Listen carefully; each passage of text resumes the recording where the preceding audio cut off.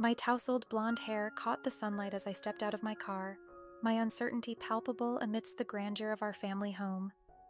This was no ordinary visit. It was a return to the seat of power, to the domain of my mother, the formidable matriarch of our family. I was happy enough to accept my considerable allowances, so long as I had limited interactions with the lady herself, tall, elderly, and possessing an austere beauty that time had only enhanced. She stood regally at the top of the marble steps leading to the mansion, her presence commanding attention and respect in equal measure. I had not seen her since my father's funeral. "Come in, my darling boy. It's good to see you." Her hugs were cold and lacking any emotion. I mumbled my greetings as she held me tight, long arms holding my slight frame. But for only a moment. "We have important and very serious business to attend to," she said, and turned to walk away into the house. I followed her along the wood-paneled corridors to her study where her attorney James was seated. "Have a read of this," she said, pushing a sheet of paper towards me. It was a legal summary of my late father's will. James must have prepared it for us, and it was likely the reason for my summons. My eyes widened as I read it over completely. Once I was done, I turned it over and started again, much slower this time. After I was done, I placed it on the table before me and stared at her. A female heir? I was confused. "But I am your only child. This makes no sense." My mother stared back at me. Her eyes were harsh. "Apparently, it did to your father. That bastard has put our entire future on the line." I looked at James, then back to my mother. "Is this about what happened in my teens?" I asked, my voice low. My mother exchanged glances with James, who spoke up. "We can only guess at your father's intentions, but the facts remain that if the conditions of his will are not met, you stand to lose your quite considerable family fortune." I looked at him and then at my mother. "I don't understand what we can do." Her eyes stared at me. "Do you know how much we stand to lose if we cannot fulfill the terms?" This was an impossible question. Of course, I knew we were one of the richest families in the state, but I could not put an actual value on how rich we were. James pushed a slip of paper towards me. I picked it up. I had to count the number of zeros on it. It was a massive number. My mother's voice was low. "How much is your gender worth to you? Consider that number payment." "Payment? Payment for what?" I asked, realization dawning. "Payment for your sex change, of course." I sat at my desk. I had a small studio set up for my channel. It was just a hobby I had started in my teens and had somehow managed to amass a small following of around 10,000 followers. A small public profile I had used to blog about my travels and various other rich kid adventures. My mother and her team had decided this would be the best place to announce my transition. "Are you ready?" A voice next to me. It was the makeup artist hired by my mother. I shook my head and looked at the face reflected back on my screen. She had spent the last hour meticulously shaving off my facial hair and then applying concealer. My skin looked soft and feminine with no mark that the shadow of a beard had existed. My long hair had been tousled into a more feminine style. I felt a warm blush on my cheeks as I stared back at someone who no longer looked male, but did not look female either. I was somewhere in the middle. I was androgynous. "This top is a nice choice. It will complement your new look perfectly," the makeup artist said, handing me a delicate, flowy blouse in pastel pink. I took a deep breath, feeling the sense of softness wash over me as it had done the last few times I had slipped something like this on. My mother stood in the corner, watching with a stern expression. She had orchestrated this entire plan, leveraging my inheritance against my gender transition. It was a deal that seemed surreal, and as I slipped on the blouse, I couldn't help but feel a sense of betrayal. The camera in front of me was set up for a live stream. My followers, who were accustomed to my adventures and travels, were about to witness a different side of me. My heart raced with anxiety. My fingers fiddled with the delicate little ribbon that decorated the collar of the blouse. The red light switched on. "Hello, everyone," I began, my voice slightly shaky as I gave a wave and a nervous smile. "I wanted to share something personal with all of you today. Over the past few months, I've been on a journey of self-discovery. Tonight is, in a sense, the end of one journey and the beginning of another." I glanced at my mother. who nodded imperceptibly, urging me to continue. I had memorized these words and practiced them the night before. Life can sometimes take an unexpected turn, and sometimes we find ourselves faced with choices we never imagined. Today, I want to announce that I am starting a new chapter of my life. I am choosing to embrace my true self and undergo gender transition. I took a deep breath.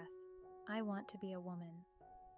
I appreciate all the love and support I've received from each one of you throughout the years. I know some of you might find the change too much, but it is something I need to do. I could feel my mother's eyes on me. The weight of her expectations and the financial leverage she held over me hung in the air. I signed off with a brave smile and another wave. I could see various comments, both positive and negative, start to flow in. This helped me feel just a little bit better, but the overwhelming sense of anxiety remained. I swiveled in my seat and met my mother's gaze. "Well, that wasn't too hard now, was it?" she said in a low voice. "I guess so." A lot of comments seemed to be supportive. I opened my mouth as if to say something else, but decided against it. There was a definitive sense that I was being manipulated into this, into changing my sex and gender, but after the announcement I couldn't help but feel a deep sense of relief. A relief that seemed to stem from something much deeper and older than just the shock of the last week. Good. You have a busy few days ahead of you, starting with your appointment at the skin clinic in an hour. She was checking her watch and glancing at the makeup artist. "You should take some painkillers. It will be a long session." I winced inwardly and took the little tablets offered to me. I spoke to the therapist. She said they don't usually do a full body session, but they are ready to make an exception in your case. Of course they did. I whispered, my fingertips lightly brushing the soft hairs on my arms, inwardly saying goodbye to them all. The laser treatments had been more intense than I anticipated. I couldn't tell if the painkillers had had much effect, but the relentless laser had made me cry out a number of times. I'm not sure if it had been just because of the pain or if there was something else to it, but I had been reduced to tears a few times. The laser therapist had been understanding. She had many transgender patients as part of her practice, and she had treated me like any normal female having a painful laser session. The support had been touching. I was not used to being comforted by strangers. After the procedure was complete, I stood in my newly smooth skin, radiating heat and softness. My head was spinning as I had looked on my arms and legs and stomach, and every inch of me had been reborn. Even now, hours later, as I slid into the cool embrace of my silk sheets that night, the sensation of my newly smooth skin against the fabric sent shivers down my spine. For the fourth time that night, I reached over and tugged the sheets away from my body and looked down at the two soft, slender legs before me. I felt beautiful. It was a little overwhelming.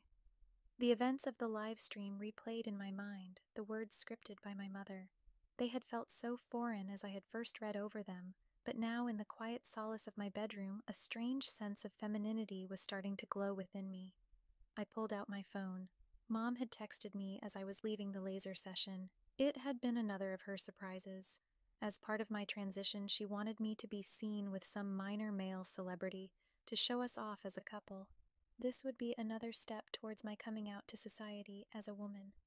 The message had the name of the man I was to be seen as part of the publicity drive. He was a local athlete who, like me, was fairly well known online with good social media presence. He had his own channel like me, and it was a good match. He was also tall and built like a truck. I had spent a few minutes checking out his Instagram earlier, and I couldn't help but pull it up once more. He liked taking pictures after a workout. I should have reached out to him and said hi, but I couldn't. I felt like I was not ready. I reached out to touch my leg, the absence of hair beneath my fingers almost foreign. My body felt like a canvas that was mine to draw on. I switched off the phone and tried to fall asleep, my head spinning with possibilities. The morning light bathed the upscale boutique in a soft glow, accentuating its marble floors beneath my newly slender and smooth legs. I was sitting amongst a group of Mom's employees, stylists and designers, all helping me with my first social engagement as a woman. I stared at my now fully healed legs. They were long, slender, and smooth, and I had uncrossed them and recrossed them a few times already. The stylists chattered amongst each other and moved among the racks of exquisite dresses, discerning eyes searching for the perfect ensemble. "Let's go for something that complements the richness of your hair. Graceful yet sexy," one suggested, selecting a deep burgundy evening gown that seemed to ripple like liquid velvet. It had a slit that reached almost all the way to my waist. The other one smiled, seeing my reaction and reading my mind. "Don't worry, you definitely have the legs for it." Stepping into the plush fitting room, I gingerly slipped the gown over my body. The sensation of the smooth fabric against my hairless skin was both strange and alluring. As I glanced at the mirror, the dress clung to curves I had never embraced before, and the reflection staring back at me seemed so delicate and feminine. "You look breathtaking," the girls cried out as I stepped into the open.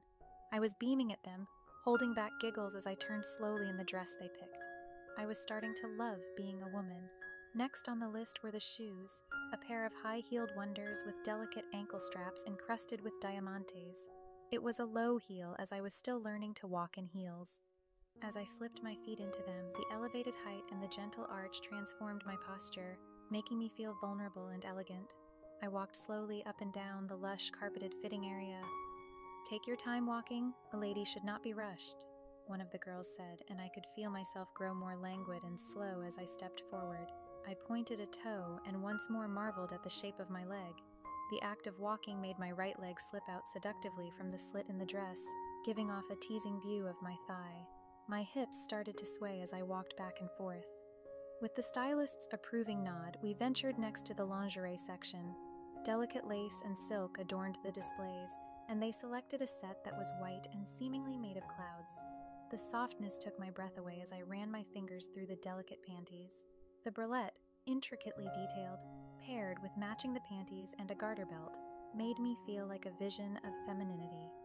The soft touch of the lingerie against my smooth skin would be a reminder of the meticulous preparations for the new gender I was stepping into. "Is this too much?" I asked, looking at one of the girls. "Too much?" she laughed. "It's never too much to spend on yourself. You should get used to treating yourself like a goddess." Everyone joined in agreement as we all laughed. I felt like one of the girls,